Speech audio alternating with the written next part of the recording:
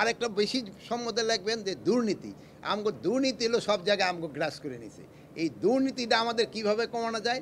যদি দুর্নীতিটা কমানো যায় তবে আপনারা দেখবেন সব সেক্টরে আমাদের উন্নতি হবে, সব সেক্টরে উন্নতি। আমি তো বলি যে আমাদের বড় সমস্যা দুর্নীতি।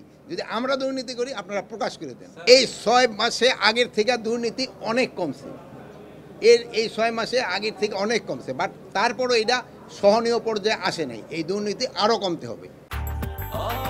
ব্রেকফাস্ট, টিফিন কিংবা স্ন্যাক টাইমে মজাদার আয়োজন মানে অল টাইম ব্রেড।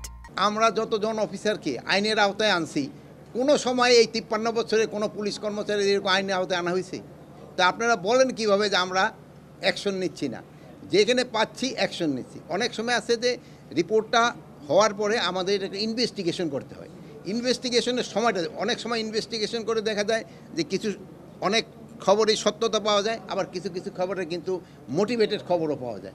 এই জন্য যেইগুলির ক্ষেত্রে সত্যতা পাওয়া যায় ওইগুলির ক্ষেত্রে আমরা অ্যাকশন নেই, এবং এই অ্যাকশন কিন্তু নেওয়া জারি থাকবে। যেমন আজকে আমি একটা সংবাদ দেখলাম যে যুগান্তরে উঠছে, আমরা এটা সাথে সাথে আমি বলছি এটা আগে ইনভেস্টিগেশন করো, যদি এর সত্যতা পাওয়া যায় আমরা অবশ্যই তার ক্ষেত্রে অ্যাকশন নিব। একটা বিষয় কি, ইনভেস্টিগেশনে তো একটু সময় দিতে হয়, এখন বলার সাথে সাথে তো আপনি পারবেন না। এর আগে ধরছেন যে চ্যানেল 24 কিন্তু এগ্রিকালচারের উপরে একটা সুন্দর নিউজ করছিল, আপনারা দেখছেন আমরা কিন্তু সাথে সাথে অ্যাকশন নিয়েছি, বাট একটু সময় নিতে হয়, যেহেতু আপনার রিপোর্টটা তো তাকে প্রসিডিউর তো আছে, তার সাথে কৈফিয়ত তলব করতে হয়, তারপর অ্যাকশন নিতে হয়, কিন্তু আমরা তো অ্যাকশন নিচ্ছি।